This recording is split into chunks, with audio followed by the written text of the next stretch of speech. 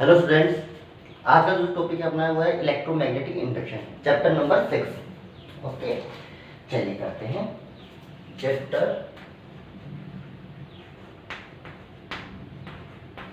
6। Shortcut में बोलते हैं EMI, electro magnetic induction. Electromagnetic induction, okay. चलो, इलेक्ट्रोमैग्नेटिक इंडक्शन क्या होता है? अच्छा, जैसे मैं जानता था कि कोई भी करंट कैरिंग एलिमेंट है तो अपने चारों तरफ मैग्नेटिक फील्ड जनरेट करता है वो।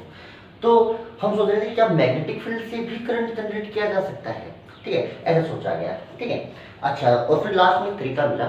ऐसा बोला गया कि अगर किसी कंडक्टिंग लूप से पास होने वाला मैग्नेटिक फ्लक्स अगर चेंज हो रहा है तो उसके अंदर EMF और करंट इंड्यूस्ड हो जाते हैं। इस फिनोमेना को बोला गया EMI।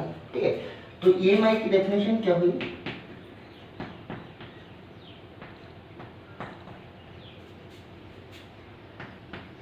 The phenomena of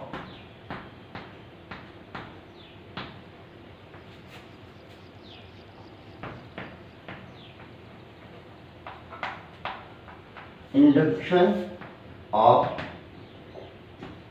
EMF और current when magnetic flux passing through it changes. The phenomena of inducing EMF or current when the magnetic flux passing through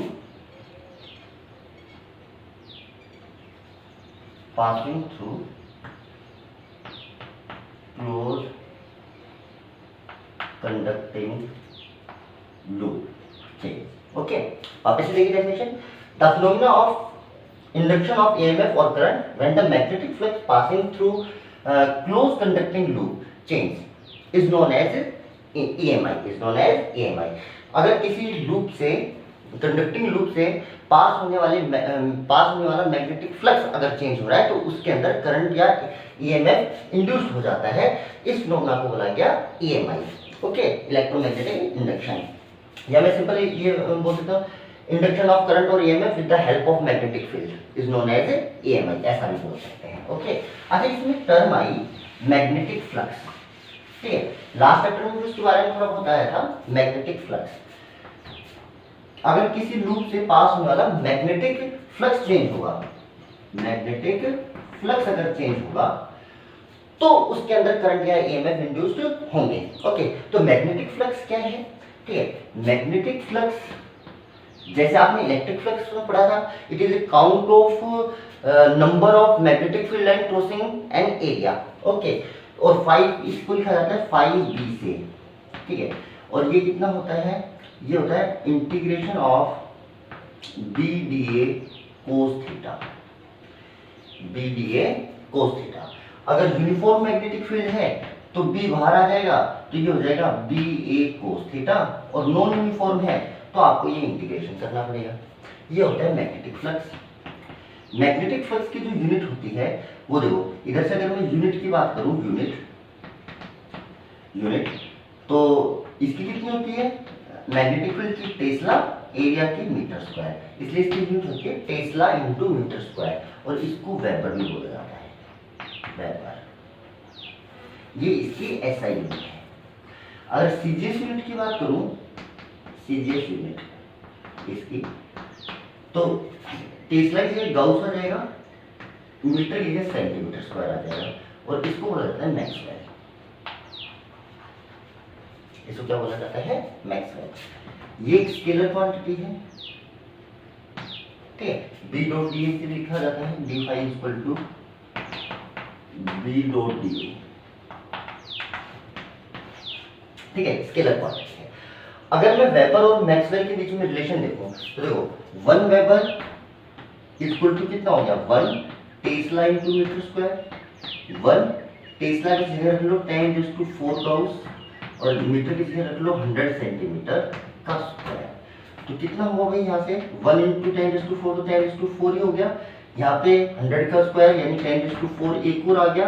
इसके अलावा यहाँ पे गाउस इंटू सेंटीमीटर स्क्वायर, तो ये होगी 10⁸ गाउस इंटू सेंटीमीटर स्क्वायर, या जिसको मैं आगे क्या बोल सकता हूँ मैक्सवेल, क्या बोल सकता हूँ मैक्सवेल। तो 1 वेबर में 10⁸ मैक्सवेल होते हैं।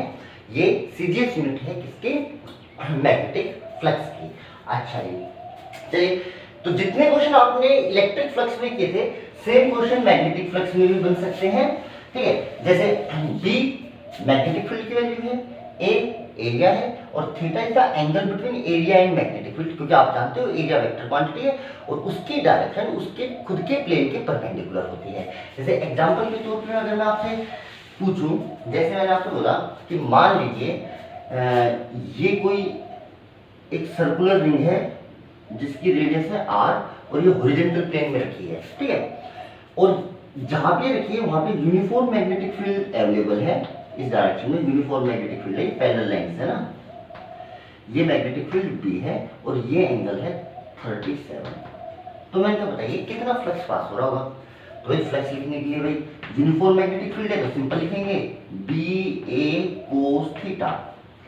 तो B की वैल्यू मैग्नीट्यूड B दे रखा है आपको, एरिया कितना हो जाएगा πr² into cos theta. Theta क्या होता है, एरिया और मैग्नेटिक फील्ड के बीच में एंगल। आपको किसके बीच में दे रखा है एंगल, आपको दे रखा है प्लेन ऑफ एरिया और मैग्नेटिक फील्ड के बीच में एंगल। और आपको किसमें चाहिए, एरिया, एरिया की डायरेक्शन ये एरिया की डायरेक्शन ये आपको ये वाला एंगल चाहिए। तो ये वाला अगर आपको ये 37 दे रखा है तो ये कितना हुआ 53 डिग्री, तो कोस 53। आप इसको सोल्व करेंगे, cos 53 वैल्यू की 3/5 तो ये आ जाएगा 3/5 B/r। इस टाइप से मैग्नेटिक फ्लक्स किसी भी एरिया से पास होने वाला मैग्नेटिक फ्लक्स निकाला जा सकता है। ओके, और देखिए एक छोटा मोटा एग्जांपल, जैसे मैं आपको बोलूं कि ये कोई सर्कुलर लूप है, वही रेडियस r, मैग्नेटिक फील्ड ऐसे है, यूनिफॉर्म मैग्नेटिक फील्ड है B और ये एंगल है मान लीजिए 53 डिग्री। मैंने कहा बताइए कितना फ्लक्स निकलेगा। तो फ्लक्स BA cos थीटा, अच्छा B कितना B, एरिया कितना πr², थीटा कितना, थीटा का एंगल बिटवीन मैग्नेटिक फील्ड जो पता है, और एरिया किधर होगा, एरिया प्लेन के परपेंडिकुलर यानी ये होगा एरिया। तो इस लाइन में और इसके बीच में एंगल कितना है 90 डिग्री, और cos 90 की वैल्यू होती है 0, इसलिए फ्लक्स कितना पास हो रहा है इससे 0। ओके, जैसे ये देखिए क्यूब का, देखिए मान लीजिए ये कोई क्यूब है, मैंने कहा ये यूनिफॉर्म मैग्नेटिक फील्ड में रखा हुआ है, ये मैग्नेटिक फील्ड लाइन इससे पास हो जाएगा, फ्लक्स कितना हो जाएगा नेट फ्लक्स कितना हो जाएगा 0, क्योंकि नंबर ऑफ फील्ड लाइन जो एंटर कर रही हैं उतनी उतनी फील्ड लाइंस आपके बाहर भी निकल रही हैं, तो नेट फ्लक्स कितना हो जाएगा 0। ये सब जैसा आपने इलेक्ट्रिक फ्लक्स में निकाला था सेम सारी चीज वैसी की वैसी हैं। ओके, अच्छा जी, इसके बाद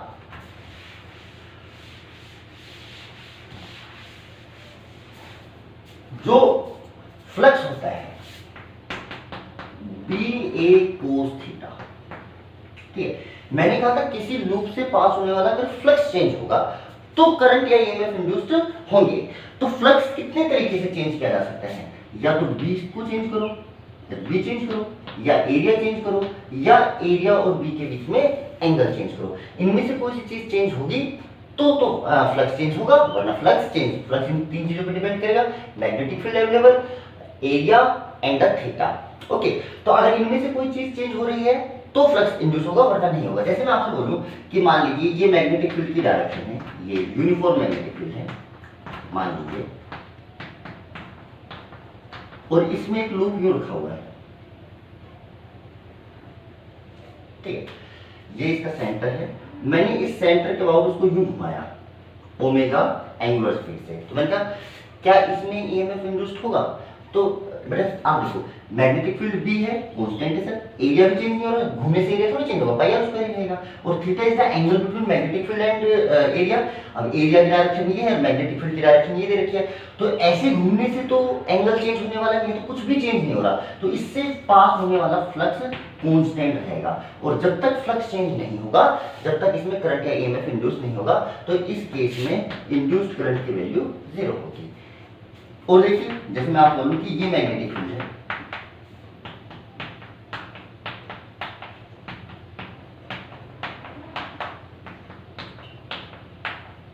इसमें कोई लूप क्यों रखा हुआ है,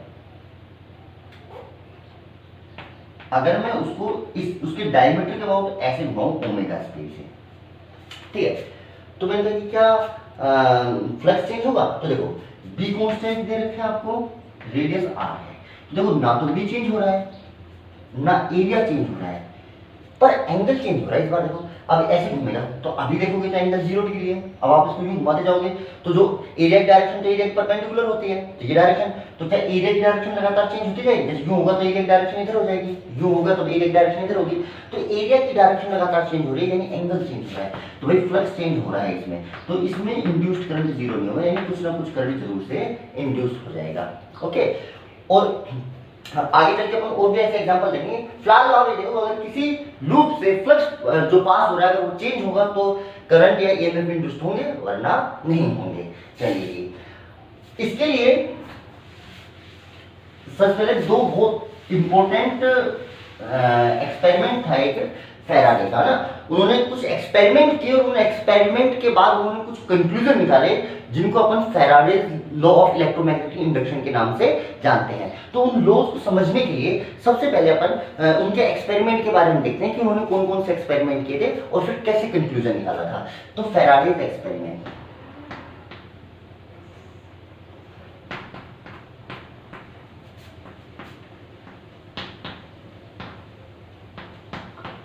फैराडे का एक्सपेरिमेंट, ठीक है। अच्छा, पहला उन्होंने एक्सपेरिमेंट कैसे, तो बहुत सारे एक्सपेरिमेंट किए गए पर जिनसे करंट इंड्यूस्ड ही नहीं हुआ उनसे तो अपन को करना ही क्या है उन चीजों का, तो है ना। तो ऐसा नहीं कि जो अपन एक्सपेरिमेंट कर रहे हैं कि ये फैराडे जी ने ये एक्सपेरिमेंट किए, बहुत सारे किए पर जिनसे कुछ कंक्लूजन निकला, जिनसे कुछ रिजल्ट आया, वो अपन पढ़ने वाले हैं। तो उन्होंने देखा कि अगर कोई कॉइल है, इसके अंदर कुछ भी देखो बैटरी वगैरह कुछ भी नहीं जोड़ रखी, मैंने सिर्फ गैल्वेनोमीटर जोड़ रखा है। गैल्वेनोमीटर क्या करंट को डिटेक्ट कर सकता है? यस सर, करंट को डिटेक्ट अगर होगा तो बता देगा करंट। अच्छा, तो ऐसे जोड़ा और मैंने इसके पास एक मैग्नेट लेके आया, ठीक है, इसमें कोई रीडिंग नहीं आ रही है, ठीक है, यानी इसके अंदर करंट 0 है, मैग्नेट यहां पर रखी हुई, कॉइल यहां पर रखा हुआ है। पर जैसे ही मैंने इसको मोशन दी वैसे इसके अंदर डिफ्लेक्शन आया और तब तक ही रहा जब तक ये मैग्नेट मूव करती रही। ओके, अच्छा, इस डायरेक्शन में जब मैंने मोशन दी तो डिफ्लेक्शन आया, यानी करंट इंड्यूस्ड हुआ इसके अंदर, है ना, क्योंकि बैटरी वगैरह है नहीं तो करंट तो इंड्यूस्ड हुआ इसकी मोशन की वजह से, है ना। अच्छा, मैंने इधर पे मोशन दी तो करंट की डायरेक्शन चेंज होगी, बस करंट तब भी इंड्यूस्ड हुआ, तो यानी चाहे आप मैग्नेट को इधर लेके जाओ चाहे आप इधर लेके जाओ, इसमें ये आपका कैसी है, मूविंग, और जो ये है ये उन्होंने पहले केस में ये रखी स्टेशनरी, ठीक है। उन्होंने देखा कि जब तक मैग्नेट मूव होती रहती है कोई फर्क नहीं पड़ता कि पास की तरफ आ रही है दूर की तरफ जा रही है, जब तक ये मोशन करेगी जब तक इसमें करंट इंड्यूस्ड हो रहा था। अच्छा, दूसरी बात और एक चेक की उन्होंने कि इसको जितना फास्ट मोशन दे रहे थे उतना ज्यादा करंट इंड्यूस्ड हो रहा था, धीरे धीरे ला रहे थे तो कम करंट इंड्यूस्ड हो रहा था, है ना। तो एक एक्सपेरिमेंट किया जिससे करंट इंड्यूस्ड हो रहा था वो ये था। दूसरी बार उन्होंने इसी एक्सपेरिमेंट को दोबारा रिपीट किया, उसमें उन्होंने मैग्नेट को स्टेशनरी रखा और जो ये आपकी कॉइल थी इसको मूविंग किया, इसको मोशन दी, एक बार इधर और एक बार इधर, और सेम रिजल्ट वही आया कि जब तक ये मोशन करेगी जब तक इसमें ये डिफ्लेक्शन दे रहा था यानी यहाँ पे करंट है, जैसे ही मोशन रुक जाएगी तो इसमें करंट आना भी बंद हो जाएगा। ओके, अच्छा जी, इधर ले जाओगे तो मान लीजिए जैसे क्लॉकवाइज करंट है तो दूसरी तरफ ले जाओगे तो एंटी क्लॉकवाइज करंट हो जाएगा, यानी मोशन की डायरेक्शन चेंज करने से करंट की डायरेक्शन चेंज हो रही थी। और तीसरा, जितना फास्ट मोशन कर रहा था उतना ज्यादा करंट इंड्यूस हो रहा था, धीरे मोशन हो रहा था तो कम करंट इंड्यूस हो रहा था। ओके, तो पहले तो एक्सपेरिमेंट से ऐसा लगा कि मैग्नेटिक, ये जो आपका कॉइल है और ये मैग्नेट, इन दोनों के बीच में रिलेटिव मोशन होगी तो ही ईएमएफ इंड्यूस्ड होगा, ठीक है। पर थर्ड एक्सपेरिमेंट से कुछ और नया कंक्लूजन निकला। तो थर्ड एक्सपेरिमेंट जो उन्होंने किया वो उन्होंने, देखो क्या क्या, उन्होंने दो कॉइल्स ली, जैसे एक कॉइल, इसमें सिर्फ गैल्वेनोमीटर होगा और इसके पास एक और कॉइल थी जिसके अंदर एक बैटरी थी, ये की, ठीक। अच्छा, इन्होंने जैसे ही इसमें की लगाई, जैसे ही की एंटर की, तो की लगाने से पहले करंट कितना था सर्किट में, 0, और की लगाते ही करंट कितना हो गया, आई। अच्छा जी, तो जैसे ही की ऑन की, इसमें एक बार डिफ्लेक्शन आया, फिर रुक गया, फिर इन्होंने की को स्विच ऑफ किया, फिर से एक बार डिफ्लेक्शन आया, फिर रुक गया। इनमें से दोनों स्टेशनरी थी, स्टेशनरी, और ये भी स्टेशनरी, फिर भी एक स्मॉल इंस्टेंट के लिए इसमें करंट इंड्यूस्ड हुआ था, पर हुआ तो था, है ना। तो इसका मतलब ये हो गया कि relative motion is not must, जो रिलेटिव मोशन है वो जरूरी नहीं है, अगर ये दोनों स्टेशनरी भी हैं तब भी करंट मतलब इंड्यूस किया जा सकता है ना। तो काफी सोचने के बाद मुझे पता चला कि जब इस कॉइल में से करंट चेंज हो रहा था, सिर्फ क्योंकि जब की ऑफ थी तो करंट 0 था, की ऑन करते आई करंट हो गया, बहुत कम स्मॉल टाइम में एकदम आई करंट पर 0 से आई तक वेरी किया, तो जितनी देर इसमें करंट वेरी कर रहा था तब तक यहाँ पे ईएमएफ इंड्यूस हो रहा था। उन्होंने फिर क्या करके देखा, यहाँ पे एक रियोस्टेट लगा दिया। अब रियोस्टेट लगाया, रियोस्टेट लगाने के बाद इन्होंने जैसे की ऑन की, आई करंट सेटअप हुआ, अब इन्होंने रियोस्टेट से रेजिस्टेंस चेंज करना चालू किया, रेजिस्टेंस चेंज किया तो भाई करंट चेंज हुआ, और करंट चेंज हुआ तो यहाँ पे रीडिंग आ गई, है ना, यहाँ से फिर से इंडक्शन हुआ। तो एक चीज अब कंफर्म हो चुकी थी कि नहीं, रिलेटिव मोशन नेसेसरी नहीं है, मस्ट नहीं है ना। अच्छा, अब इन 3 एक्सपेरिमेंट के बेस पे उन्होंने कुछ कंक्लूजन निकाला।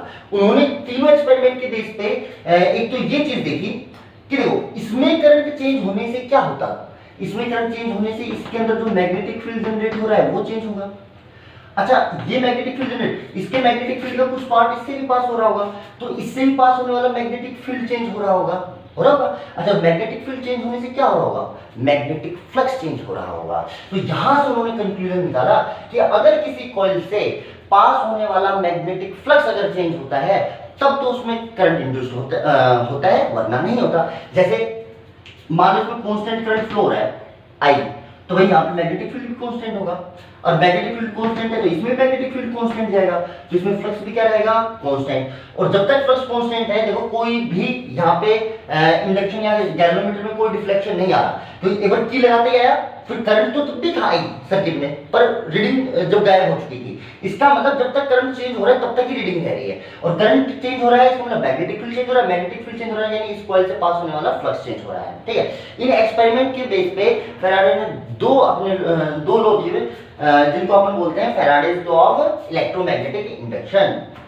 चलिए पढ़ते हैं, देखिए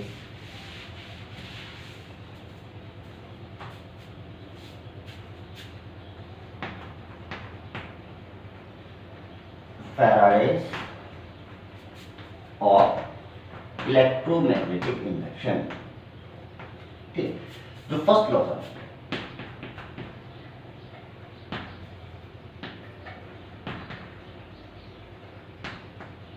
फर्स्ट लॉ तो यही बताता था कि किसी भी कॉइल में करंट या ईएमएफ इंड्यूस्ड करने के लिए उससे पास होने वाले मैग्नेटिक फ्लक्स को चेंज होना पड़ता है, और मैग्नेटिक फ्लक्स चेंज होगा तो ही इंड्यूस्ड होगा, वरना नहीं होगा। तो फर्स्ट लॉ था if magnetic flux passing through a close conducting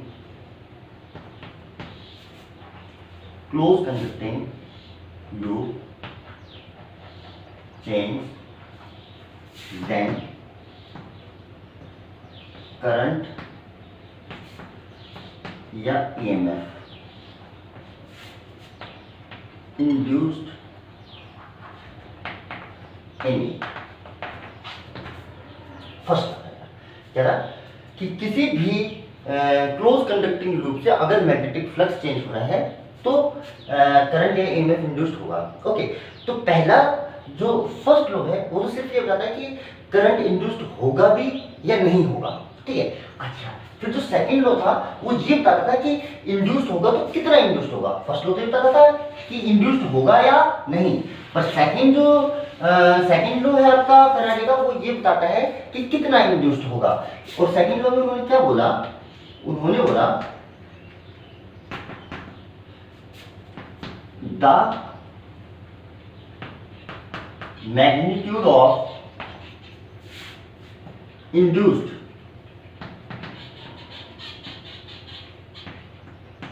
induced EMF is directly proportional to rate of change of magnetic flux. क्या होगा, the magnitude of induced EMF is directly proportional to rate of change of magnetic flux. यानी जो EMF induced होता है किसी close loop में, उसका जो मैग्नीट्यूड आता है वो आता है rate of change of magnetic flux. This is the second law. Okay, अब यहां से भी आप देख सकते हो अगर फ्लक्स कांस्टेंट है तो कांस्टेंट का डिफरेंशिएशन कितना होता है, जीरो। तो लूप में ईएमएफ कितना रहेगा, जीरो, और ईएमएफ जीरो तो करंट भी कितना रहेगा, जीरो। यानी जब तक फ्लक्स कांस्टेंट है तब तक करंट इंड्यूस्ड नहीं हो सकता। ओके, अच्छा जी, अगर वैसे बात करूं तो ईएमएफ को लिखा जाता है माइनस का D phi by D T, ठीक है। यहाँ पे माइनस का साइन लगाया जाता है ना, इस माइनस साइन को जो एक्सप्लेन किया था कि यहाँ पे माइनस का साइन क्यों लगाया जाता है, वो क्या था, लेंज ने। किसने किया था, लेंज ने। चलिए जी, अब बात करते हैं इस माइनस के साइन की। ओके, इस माइनस के साइन को एक्सप्लेन करने के लिए एक और लॉ है जिसको बोला जाता है Lenz law.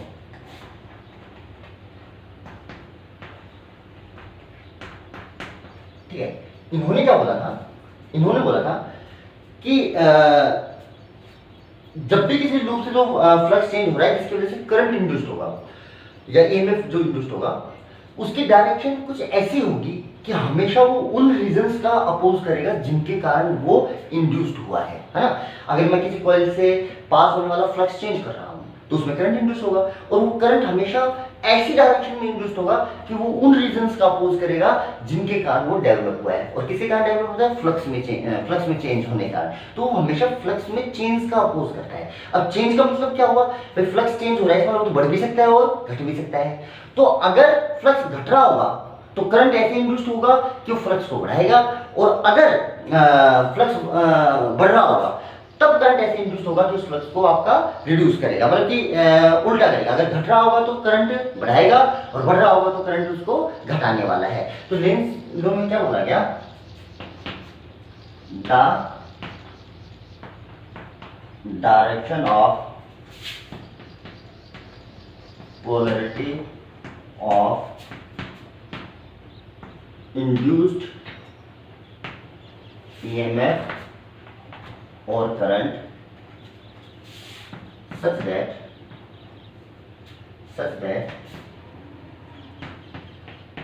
it always oppose the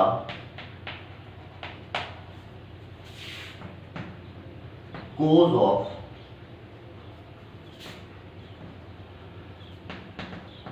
its generation। हमेशा उन ही कारणों का अपोज करेगा जिनके कारण से वो डेवलप हुआ था या इंड्यूस्ड हुआ था, क्योंकि हमेशा ये उन रीजंस का अपोज करता है जिनके कारण ये डेवलप हुआ था। इसलिए जो फैराडे सेकंड लॉ था उसमें यहाँ पे माइनस का साइन लगा दिया गया था। माइनस का साइन आपको यही बताता था कि इसकी जो पोलैरिटी होगी वो हमेशा ऐसी होगी कि उन रीजंस को अपोज करेगा जिनके कारण ये डेवलप हुआ है। ओके, अच्छा जी, अब कैसे इसको अप्लाई कैसे करते हैं, चलो देखते हैं।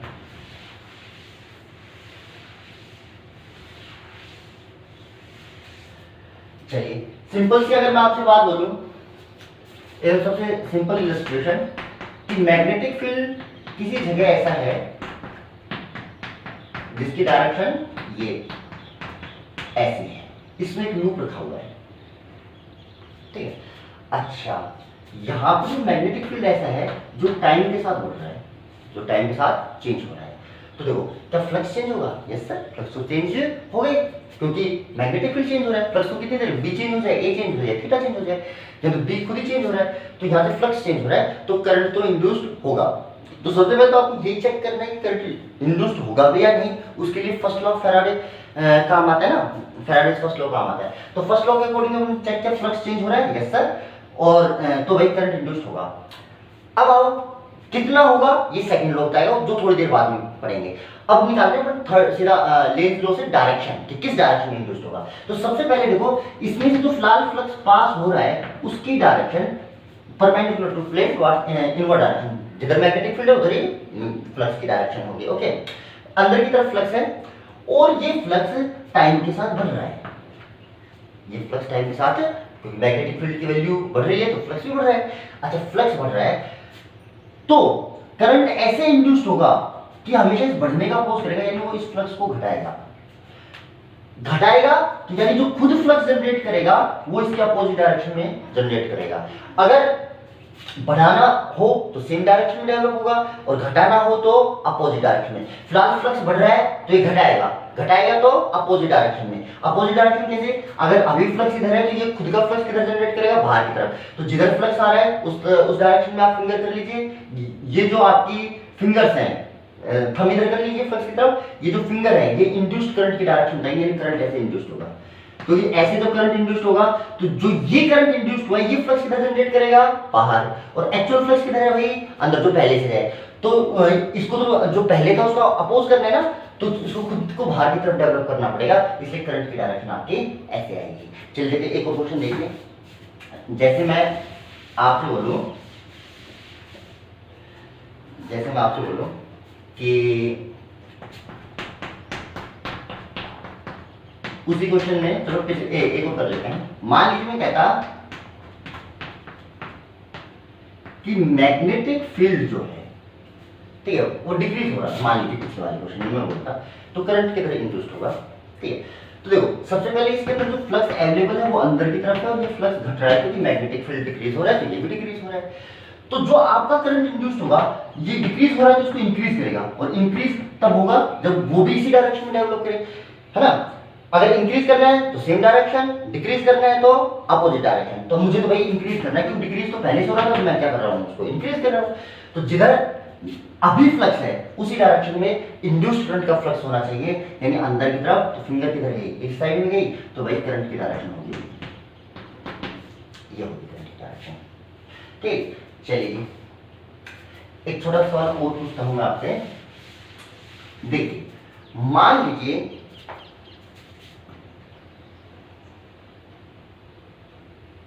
देखो, मैं ये बार बार सर्कुलर बना रहा हूं, एक्चुअली शेप से कोई फर्क नहीं पड़ रहा है ना। शेप से रैंडम होती तब भी आंसर सेम ही रहते हैं ना। चलिए देखिए, मान लीजिए ये आर रेडियस का एक कंडक्टिंग लूप है।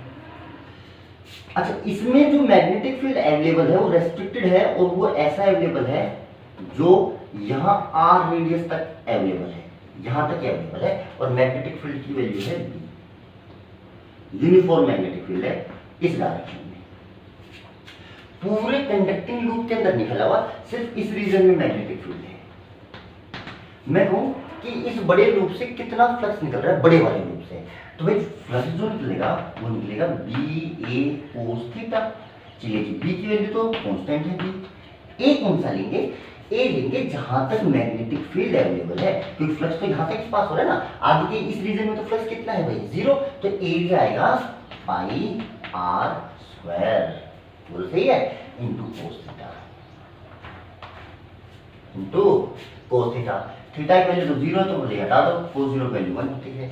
तो मैं आपको ये बताना चाह रहा था कि एरिया से कितना ही बड़ा हो, मैग्नेटिक फील्ड उसमें कहां तक अवेलेबल है, वो एरिया काम में आता है यहाँ पे फ्लक्स निकालने में। ओके, जैसे देखो एक क्वेश्चन और बताता हूं मैं आपको।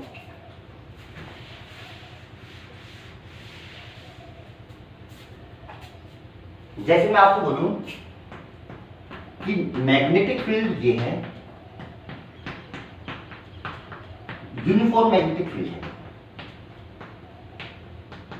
ठीक है, वैल्यू है। यहां पे एक लूप ऐसा है किसी इंस्टेंट पे, इस जस्ट इस एंड पे है, ठीक है, और अगर इसको मैं v स्पीड से अंदर ले जाऊं तो कुछ देर बाद ये यहां पे आ जाएगा और कुछ देर बाद ये बाहर निकलना चालू हो जाएगा, ठीक है। इसे एक ही लूप है ना, वो बड़े छोटे बन गए होंगे, उसकी कोई बात नहीं ना, तीनों इक्वल है, ठीक है। अच्छा, तो मैंने कहा देखिए, जब ये लूप मैग्नेटिक फील्ड के अंदर एंटर कर रहे हैं, देखो फिलहाल इसमें फ्लक्स कितना है, 0, क्योंकि लूप का जो एरिया है उसमें से मैग्नेटिक फील्ड पास नहीं हो रहा, फिलहाल इसमें से फ्लक्स पास होने वाला 0 है। पर जैसे ही इसके अंदर एंटर करने लगेगा, थोड़ा थोड़ा एंटर करना स्टार्ट करेगा, तो जैसे ही इसके, मान लीजिए इसका एरिया ए है, ए है, ए है, तो जब ये पूरा एंटर कर जाएगा तो इसमें फ्लक्स की वैल्यू हो जाएगी b इंटू ए इसका एरिया, ठीक है। अच्छा, जब ये यहाँ पे है तो फ्लक्स कितना है, 0, अभी चलता जा रहा है, फ्लक्स बढ़ता बढ़ता बढ़ता, जब ये पूरा एंटर कर जाएगा तो फ्लक्स की वैल्यू हो जाएगी 2। उसके बाद ये और अंदर जाएगा तो फ्लक्स नहीं बढ़ सकता, क्योंकि ना तो b चेंज होगा ना a चेंज होगा, फ्लक्स फिर कांस्टेंट हो जाएगा। तो अगर मैं देखूं तो एंट्री के टाइम पे फ्लक्स चेंज हो रहा है और चेंज 0 से इस 5 तक बढ़ रहा है, तो एंटर करते टाइम भाई फ्लक्स जैसे ही इसके अंदर एंटर करता जा रहा है, फ्लक्स की वैल्यू बढ़ती जा रही है। ऐसे ही जब ये बाहर निकल रहा होगा तो देखो, जब ये इसके अंदर है तो इसका फ्लक्स कितना है, b, और जब ये कंप्लीटली बाहर निकल जाएगा तो फ्लक्स कितना हो जाएगा, 0। तो जब ये बाहर निकल रहा है तो फ्लक्स कंटिन्यूअसली डिक्रीज हो रहा है, इससे पास होने वाला। और जब ये इस मैग्नेटिक फील्ड के अंदर चल रहा है तो एक बार जैसे पूरा एंटर हो चुका था, उसके बाद इसका फ्लक्स 5 रहा, 5, तब जाके देखो पहले यहाँ 0 से बढ़ना चालू हुआ, फिर अंदर क्या रहा, कांस्टेंट, और फिर निकलना चालू हुआ, तब फिर से डिक्रीज हुआ। तो अगर कोई लूप ऐसे एंटर कर रहा है तो एंट्री के टाइम पे करंट इंड्यूस्ड होगा, यहाँ पे इंड्यूस्ड करंट की वैल्यू 0 नहीं इंड्यूस्ड होगा, और निकलते टाइम भी करंट इंड्यूस्ड होगा, 0 नहीं होगा। बट जब अंदर चल रहा है तो भाई आई की वैल्यू 0 होगी, क्योंकि फ्लक्स चेंज नहीं हो रहा है, ठीक है। यूनिफॉर्म मैग्नेटिक फील्ड की बात कर रहे हैं ना, नॉन यूनिफॉर्म में तो हो भी सकता है। चलिए अब देखते हैं, देखो और क्वेश्चन देखते हैं छोटे। अब मैंने बात की कि मान लीजिए ये मैग्नेटिक फील्ड है,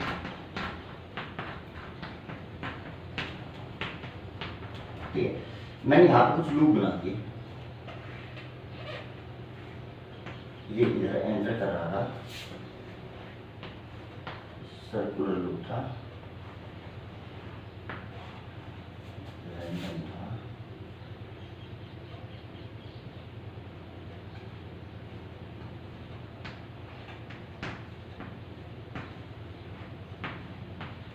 ठीक है। ये कुछ मैग्नेटिक फील्ड है और ये कुछ अलग अलग लूप है जो ये एरो मोशन की डायरेक्शन बता रहे हैं, इनके मोशन की। बोला कि बताइए किस किस में करंट इंड्यूस्ड होगा और किस डायरेक्शन में होगा। तो सबसे पहले बात करते हैं किस किस में होगा। भाई ये एंटर करेगा तो भाई मैं लिखता रहता हूं, इसमें फ्लक्स किधर का आएगा, अंदर की तरफ वाला, और फ्लक्स बढ़ेगा, ठीक है। इसमें देखो ये बाहर जा रहा है तो इसमें अंदर की तरफ फ्लक्स है वो घटेगा, ये भी अंदर एंटर कर रहा है तो फ्लक्स तो अंदर की तरफ है और इसमें बढ़ेगा, ये बाहर निकलेगा तो इसमें फ्लक्स क्या होगा, डिक्रीज होगा, और ये अंदर ही चल रहा है इसमें फ्लक्स क्या रहेगा भाई, कांस्टेंट। और इसमें कांस्टेंट है तो इसमें तो करंट इंड्यूस्ड होगा नहीं, तो अंदर वाले में तो भाई करंट इंड्यूस्ड होगा नहीं। अच्छा अब बात है डायरेक्शन में, किस किस डायरेक्शन में। अच्छा इसमें फ्लक्स बढ़ रहा है इसके चलने के कारण, क्योंकि मैग्नेटिक फील्ड में घुसता जा रहा है, इसमें फ्लक्स बढ़ता रहा है, इसमें फ्लक्स बढ़ रहा है तो करंट ऐसे इंड्यूस्ड होगा, फ्लक्स को घटाएगा, और घटाना है तो अपोजिट डायरेक्शन डेवलप करेगा, यानी खुद ऐसा डेवलप करेगा कि उसके खुद के कारण जो फ्लक्स जनरेट होगा वो बाहर की तरफ आएगा। तो यानी बाहर की तरफ थंब कर लो, फिंगर फोल्ड कर लीजिए, ये आएगी इंड्यूस्ड करंट की डायरेक्शन इस वाले लूप में।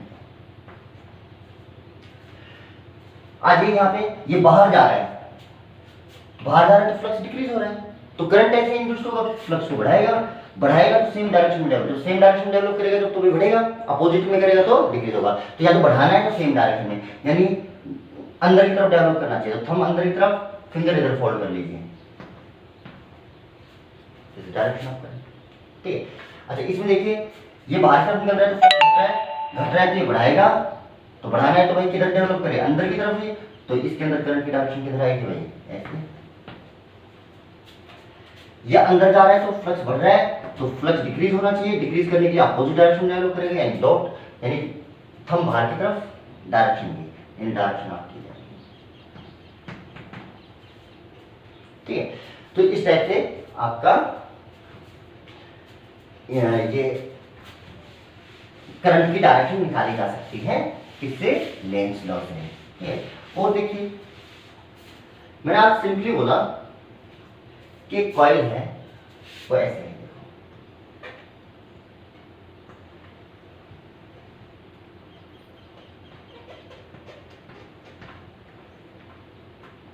ऐसे मतलब कॉइल इस टाइप से खुली है, मतलब इस प्लेन में है।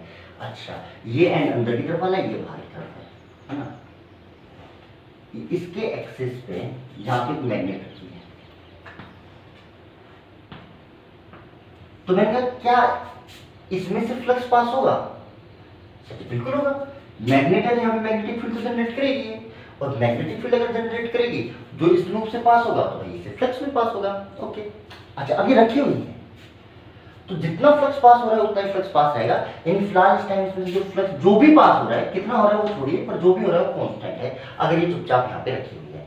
पर अगर मैं इसको मोशन दे दूं, जैसे मान लो मैंने इसको इधर चला दिया, तो देखो जो जो मैग्नेट इसके पास आती जाएगी क्या मैग्नेटिक फील्ड बढ़ता जाएगा? यस सर, क्योंकि मैग्नेट के पोल के पास तो मैग्नेटिक फील्ड सबसे ज्यादा होता है। अभी तो इतनी दूर पे यहाँ पे मैग्नेटिक फील्ड कम होगा, पर ये इसके पास आती जाएगी तो मैग्नेटिक फील्ड यहाँ से पास होने वाला बढ़ेगा, और मैग्नेटिक फील्ड बढ़ेगा तो भाई फ्लक्स भी बढ़ेगा, और फ्लक्स बढ़ेगा तो बड़ा करंट इंड्यूस्ड होगा।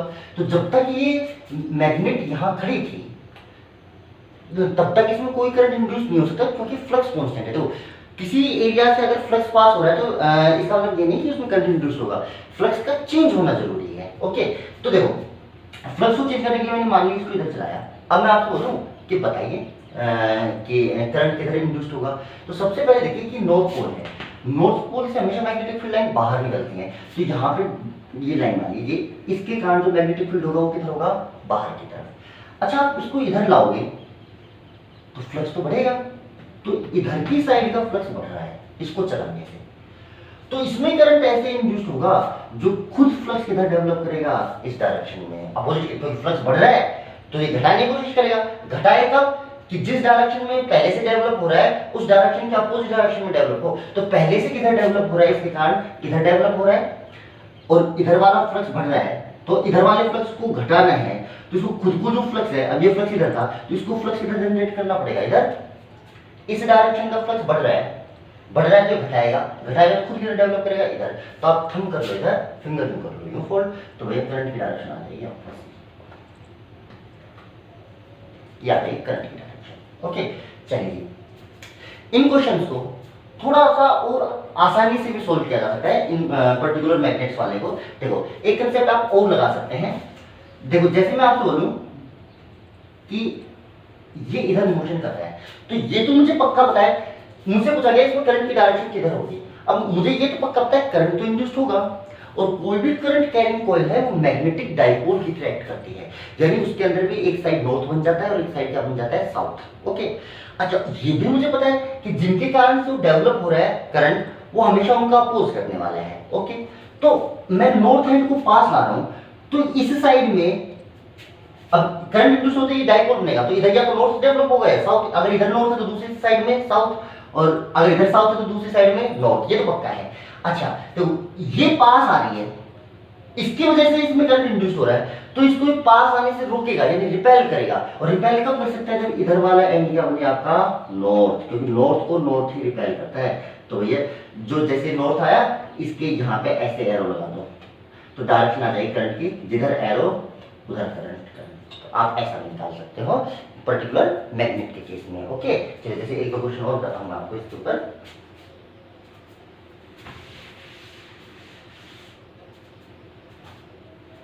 देखिए जैसे मैंने कहा कि ये कॉइल है,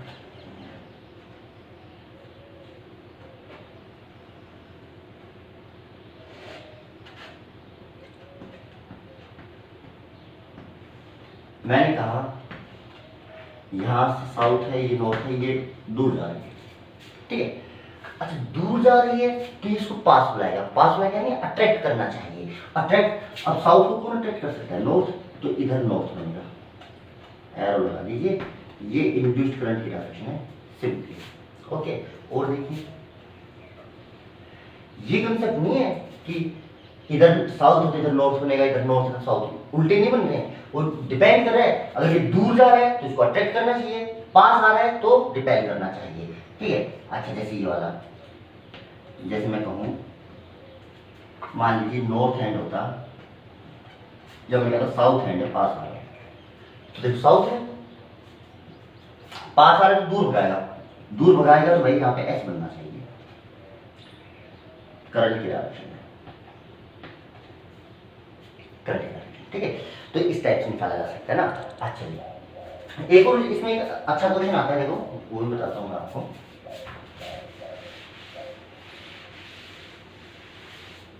जैसे मैं आपसे बोलूं कि मान लीजिए कॉइल है,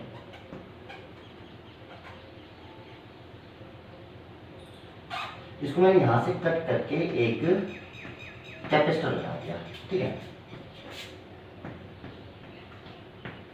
यहां पे एक मैग्नेट रखी है, मैं इसके नॉर्थ पोल को यहां पे पास लेके आ रहा हूं, ठीक। ये कैपेसिटर की प्लेट है ए, ये कैपेसिटर की प्लेट है बी। तो मुझे बोला कि कैपेसिटर भाई करंट फ्लो होने का, अब ये दोनों प्लेट न्यूट्रल है, अभी न्यूट्रल कैपेसिटर है ना, पर करंट फ्लो होने का मतलब चार्ज फ्लो होगा, ठीक है। तो जब करंट फ्लो होगा तो एक प्लेट से चार्ज दूसरी प्लेट पे जाएगा, है ना। तो इन्होंने बोला कि इनमें से कौन सी प्लेट पॉजिटिव बन जाएगी और कौन सी नेगेटिव बन जाएगी। अच्छा, सिंपल सा मैंने देखो सोचा कि नॉर्थ पोल इधर आ रहा है तो इसको रिपेल करने के लिए इधर नॉर्थ बनना चाहिए, नॉर्थ बनना चाहिए तो करंट की डायरेक्शन ये आनी चाहिए, करंट ऐसे फ्लो होना चाहिए। अच्छा, करंट अगर ऐसे फ्लो हो रहा है तो क्या इलेक्ट्रॉन ऐसे फ्लो हो रहे होंगे? ये कौन फ्लो हो रहे हैं? इलेक्ट्रॉन। करंट के अपोजिट डायरेक्शन में चलते हैं ना, यानी इलेक्ट्रॉन इस प्लेट से निकल रहे हैं और इस प्लेट पे जा रहे हैं। इलेक्ट्रॉन कैसा है? Negative particle. अगर इससे निकला तो ये प्लेट कैसी हो जाएगी? पॉजिटिव, और ये वाली प्लेट कैसी हो जाएगी? नेगेटिव। इसमें जनरली बच्चे क्या गलती करते हैं, वो करंट की डायरेक्शन निकालते हैं और फिर ऐसे कहते हैं करंट पॉजिटिव से नेगेटिव चलता है, तो ये बोलते ये प्लस होगी ये माइनस, क्योंकि करंट पॉजिटिव से निकला नेगेटिव। भाई पहले से पॉजिटिव नेगेटिव होते हैं तब करंट पॉजिटिव से नेगेटिव की तरफ चलता है। इन पॉजिटिव नेगेटिव की वजह से करंट थोड़ी चल रहा है, यहाँ तो करंट के चलने की वजह से पॉजिटिव नेगेटिव डेवलप हो रहा है ना। तो यहाँ पे कैसे निकाला जाएगा? करंट अगर ब्लू है तो इलेक्ट्रॉन है से प्लस, और ऊपर वाली प्लेट कैसे आएगी? माइनस आएगी। ओके, जैसे मान लीजिए प्लेट ऐसे होती है, पहले से चार्ज होती, ये होती प्लस, ये होती माइनस, तो करंट ऐसे फ्लो होता पॉजिटिव से नेगेटिव, क्योंकि पहले से अब ये न्यूट्रल थी, इनके पॉजिटिव नेगेटिव से कोई मतलब थोड़ी है, न्यूट्रल थी। अब करंट ऐसे फ्लो हुआ तो इसका मतलब इलेक्ट्रॉन तो पक्का इधर से चले होंगे, उल्टी डायरेक्शन में चले होंगे करंट से। करंट अगर यूं चल के आ रहा है तो इलेक्ट्रॉन ऐसे, यानी इस प्लेट से तो इलेक्ट्रॉन जैसे निकला ये प्लस हुई, नेगेटिव। तो बी वाली प्लेट पॉजिटिव होगी और ए वाली प्लेट नेगेटिव होगी। अच्छा जी, और देखिए अभी तक ये सारे जो अपन ने इंड्यूस्ड करंट की डायरेक्शन बता रहे हैं, इन सभी में मैंने या तो आपको मैग्नेटिक फील्ड डायरेक्टली दे रखा था, ठीक है, या फिर मैंने मैग्नेट दे दी थी, तो मैग्नेट से आप मैग्नेटिक फील्ड की डायरेक्शन निकाल लेते हैं ना। दूसरा देखो, जैसे मान लीजिए मैं बोलूं कि ये कोई स्ट्रेट वायर है, स्ट्रेट वायर, ठीक है, यहाँ पे एक लूप रखा हुआ है चुपचाप रेस्ट है ना, इसमें से जो करंट फ्लो हो रहा है तो क्या यहाँ से कोई फ्लक्स पास हो रहा होगा? तो देखो भाई, सब करंट की डायरेक्शन में फिंगर करो और आपके जो ये पाम है, पाम का परपेंडिकुलर इधर आया, तो भाई यहाँ पे मैग्नेटिक फील्ड होगा बाहर की तरफ, यानी यहाँ पे मैग्नेटिक फील्ड तो है पर किधर है? बाहर की तरफ है, ठीक है। अच्छा, पर जब तक करंट कांस्टेंट है, जब तक मैग्नेटिक फील्ड की वैल्यू तो चेंज नहीं हो रही है। इस पॉइंट पे जो मैग्नेटिक फील्ड है, मान लीजिए अब स्मॉल लूप मान लीजिए, तो स्ट्रेट वायर के कारण जो मैग्नेटिक फील्ड होता है वो होता है mu not I upon 2 pi D. तो मैग्नेटिक फील्ड जो चेंज होगा या तो करंट चेंज करने से होगा या पॉइंट के डिस्टेंस चेंज करने से होगा, या तो पॉइंट की डिस्टेंस चेंज करूं या फिर मैं करंट चेंज करूं। तो दो तरीके से मैं इस मैग्नेटिक फील्ड को चेंज कर सकता हूं। मान लीजिए मैंने कहा करंट बढ़ रहा है, तो करंट बढ़ेगा तो मैग्नेटिक फील्ड भी बढ़ेगा, मैग्नेटिक फील्ड बढ़ेगा तो फ्लक्स भी बढ़ेगा। तो मैंने कहा इसमें इंड्यूस्ड करंट की डायरेक्शन क्या होगी? मुझे पता है इसमें फ्लक्स बाहर की तरफ है, क्योंकि करंट बढ़ रहा है इसलिए फ्लक्स बढ़ रहा है, तो भाई ये फ्लक्स को क्या करेगा? घटाएगा, घटाएगा तो खुद अपोजिट डायरेक्शन डेवलप करेगा, यानी अंदर, तो अंदर की तरफ थंब कर लीजिए, डायरेक्शन ऑफ करंट आ गई है। सेम क्वेश्चन मान लीजिए मैं कहता है एक लूप यहाँ भी रखा है, इसमें बताइए। तो सबसे पहले भाई जो राइट हैंड है उसका थंब करंट की डायरेक्शन में स्लैब लगाइए अंदर की तरफ, यानी यहाँ पे जो मैग्नेटिक फील्ड है वो किधर है भाई, अंदर की तरफ है। तो भाई फ्लक्स यहाँ पे अंदर की तरफ है, वो तो बात सेम है, करंट बढ़ रहा है तो ये भाई फ्लक्स बढ़ रहा होगा। अब इसको करंट घटाना है तो इसको किधर डेवलप करना पड़ेगा, बाहर की तरफ। बाहर की तरफ थंब कर लीजिए, करंट की डायरेक्शन आएगी। तो जो ऊपर वाला लूप था इसमें क्लॉकवाइज करंट और नीचे वाला लूप था इसमें एंटी क्लॉकवाइज करंट डेवलप होगा। ओके, चलिए और देखिए।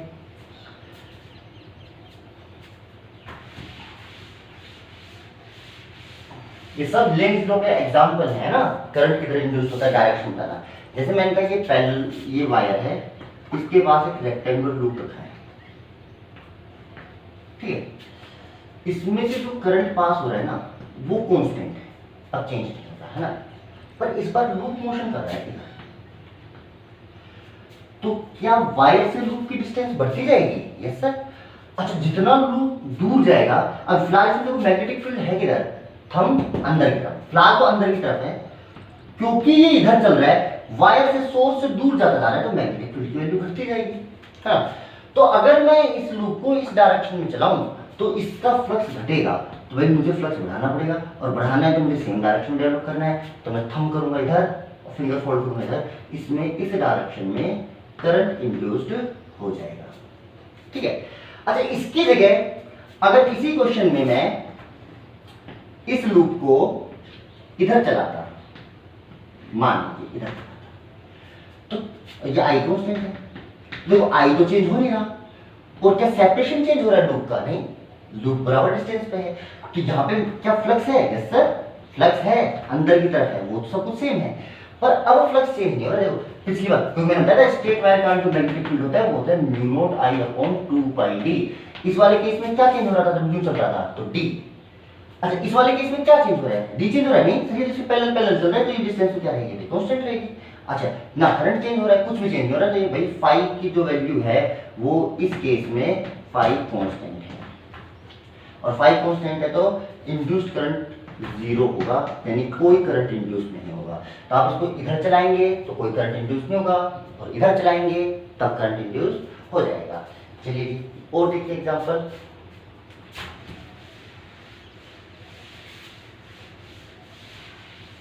जैसे मैंने आपको बोला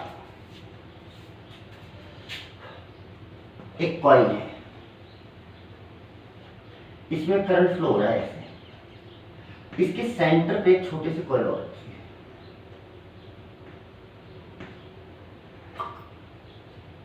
भाई कोई भी जो कॉइल होती है अगर उसमें करंट फ्लो हो रहा है आई, तो अपने सेंटर पे जो मैग्नेटिक फील्ड जनरेट करती है वो करते हैं mu not I by 2r, ठीक है। तो देखो, यानी इस कॉइल में अगर करंट है तो इसने अपने सेंटर पे इतना मैग्नेटिक फील्ड जनरेट करना होगा, ठीक है। अच्छा, ये मैग्नेटिक फील्ड किस पे डिपेंड करेगा? इसमें पास होने वाले करंट पे। तो अगर ये करंट मैं कहूं बढ़ा दूं तो सेंटर पे जो मैग्नेटिक फील्ड जनरेट हो रहा है वो बढ़ेगा, और वो बढ़ेगा तो इस लूप से पास होने वाला फ्लक्स बढ़ेगा। तो आप मुझे बताइए इसमें करंट किधर इंड्यूस होगा? तो सबसे पहले देखो, बड़ी वाली कॉइल में इसमें करंट दे रखा है, उसके कारण सेंटर पे मैग्नेटिक फील्ड की डायरेक्शन देखो, तो ये इधर आएगी बाहर की तरफ 2, ये तो मैग्नेटिक फील्ड की डायरेक्शन हो गई, ठीक है। अब करंट बढ़ रहा है इसलिए मैग्नेटिक फील्ड बढ़ रहा है, यानी आपके लिए इधर वाला फ्लक्स बढ़ रहा है, तो जो इंड्यूस्ड होगा वो ऐसा होगा, इस फ्लक्स को घटाएगा, घटाएगा तो भैया क्रॉस होगा, है ना, डायरेक्शन अपोजिट। तो डायरेक्शन आप फिंगर अंदर की तरफ करो, फोल्ड कीजिए, यानी वही करंट अगर ऊपर वाले लूप में एंटी क्लॉकवाइज डायरेक्शन में करंट है तो इस वाले लूप में क्लॉकवाइज करंट डेवलप होगा। ओके, चलिए देखो एक और देखिए ऐसा क्वेश्चन।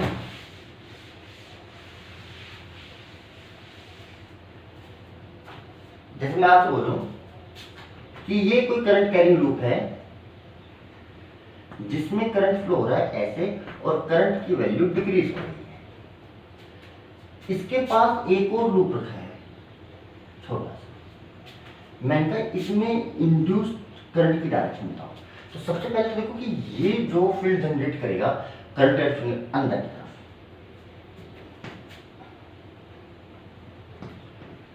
इसके सेंटर में मैग्नेटिक फील्ड की डायरेक्शन क्या होगी, अंदर। अच्छा मुझे इसके सेंटर से कोई लेना देना नहीं है, मुझे तो इसमें इंड्यूस्ड चेक करना है, तो मुझे इसमें देखना पड़ेगा फ्लक्स किधर होगा। आप जानते हो मैग्नेटिक फील्ड लाइन तो क्लोज लूप में होती है, तो अगर इधर से अंदर जा रही है तो उधर से फिर बाहर निकल के वापस से इधर से अंदर जाएंगे, ऐसे बनाते हैं क्लोज लूप, मैग्नेटिक लूप ये बनाते हैं ना। अब इधर से अंदर जा रही है तो इधर से घूम के किधर आएंगे, बाहर आएगी। तो यहाँ इस लूप पे मैग्नेटिक फील्ड की डायरेक्शन क्या है, बाहर की तरफ। देखो करंट इधर है, आपने फिंगर फोल्ड की, मैग्नेटिक फील्ड की डायरेक्शन अंदर की तरफ आई, कहां पर, इसके खुद के सेंटर पे।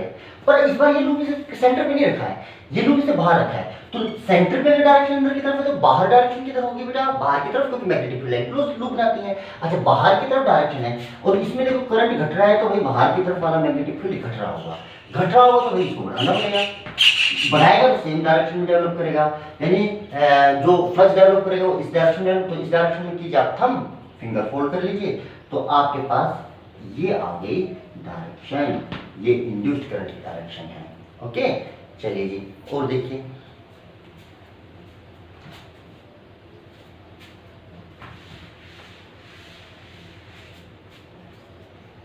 एक सिंपल सा क्वेश्चन और देखिए। एक ये रिंग है जो हॉरिजॉन्टल प्लेन में रखी है, जो कहां रखी है, हॉरिजॉन्टल प्लेन में। ओके अच्छा ये इसकी एक्सिस है ना, यहां से एक मैग्नेट गिराई गई जिसका नॉर्थ हैंड नीचे था, साउथ हैंड, इसको ड्रॉप कर दिया मैंने, जस्ट ड्रॉप किया। तो जो ही ड्रॉप किया, ठीक है, तो ये नीचे की तरफ जैसे गिरने लगी, तो भाई इसके अंदर क्या डेवलप होगा, करंट डेवलप होगा, ठीक है, और वो हमेशा इसकी मोशन में क्या करेगा, अपोज। तो मैंने कहा वो यहां से लेके यहां तक आई, फिर इसके सेंटर पे आई और फिर नीचे गिरना स्टार्ट हो गई, ठीक है। तो मैंने आपसे सिंपली पूछा, जब यहां से यहां तक एक्सीलरेशन अगर a1 है, यहां से अब नीचे गिर रही है, यहां का एक्सीलरेशन मान लीजिए a2 है, ठीक है। तो मैं पूछ रहा हूं कि यहां से यहां तक एक्सीलरेशन की वैल्यू आप बताइए, ग्रेटर देन जी होगी, लेस देन जी होगी, या इक्वल टू जी होगी। भाई ये नहीं होता जब तो जी से गिरता, किसी चीज को डाल तो जी एक्सीलरेशन से गिरता है, ऐसी सेम बताइए, लेस देन, ग्रेटर देन और इक्वल। चलिए अब सबसे पहली बात, जब ये ऊपर से गिर रहा होगा तो इधर क्या बन रहा होगा, नॉर्थ पोल बन रहा होगा, बन रहा होगा, और नॉर्थ तो ये पास आ रहा है, तो ये तो क्या करेगा, इसमें करंट ऐसे इंड्यूस्ड होगा कि इसको पास आने नहीं देगा, तो यहाँ पे बनेगा नॉर्थ एंड, और इसको रिपेल करेगा, तो भाई इसको ऊपर की तरफ फोर्स लगाएगा। देखो क्या इसका एक्सीलरेशन कुछ घट जाएगा, नीचे की तरफ गिर रहा है, ऊपर की तरफ एक फोर्स लग गया, इसलिए एक्सीलरेशन इज लेस देन। जबकि जब ये नीचे जा रहा होगा तो इधर देखो साउथ पोल हो रहा होगा और ये नॉर्थ, पर इस बार ये नीचे जा रहा है, तो ये लूप इसको क्या करेगा, ऊपर बुलाएगा। अब भी इसके मोशन क्या पॉजिटिव फोर्स लगा रहा है, ना तो पास आने देता है ना दूर जाने देता है, पास आ रहा था जब उल्टा फोर्स लगा रहा था, अभी दूर जा रहा है तब उल्टा फोर्स लगा रहा है। तो अब भी भाई जो आपका होगा एक्सीलरेशन, अब भी किससे कम होगा, जी से कम होगा ना। अच्छा इसके ऊपर एक और क्वेश्चन है, इसे ग्राफ वाला, वो अपन थोड़ा बाद में पढ़ेंगे, जो अपन थोड़ा आगे पढ़ चुके होंगे। फिलहाल आप देखिए क्वेश्चन आपको सुना है, या आप सिंपल ऐसा सोच सकते हो कि करंट हमेशा ऐसे इंड्यूस्ड होता है कि वो उन रीजंस का अपोज करता है जिनके कारण वो डेवलप हुआ। गौर से देखिए यहाँ पे डेवलप होने का रीजन ये है कि ये मैग्नेट गिर रही है, और इसकी गिरने का रीजन है ग्रेविटी। एक्चुअल में इसमें करंट हमेशा ऐसे इंड्यूस्ड होगा कि ग्रेविटी का हमेशा अपोज ही करेगा, और हमेशा अपोज ही करेगा तो हमेशा ये एक्सीलरेशन क्या रहेगा भाई, लेस देन जी, चाहे वो इस साइड में है चाहे ये मैग्नेट इस साइड में है। ओके तो देखो ये लेंज लॉ के ऊपर जो मेन क्वेश्चन थे वो अपने सारे हो चुके हैं, हर टाइप के हो चुके हैं। नेक्स्ट क्लास में मैं आपको फैराडे सेकंड लॉ के ऊपर न्यूमेरिकल कराऊंगा। Okay thank you.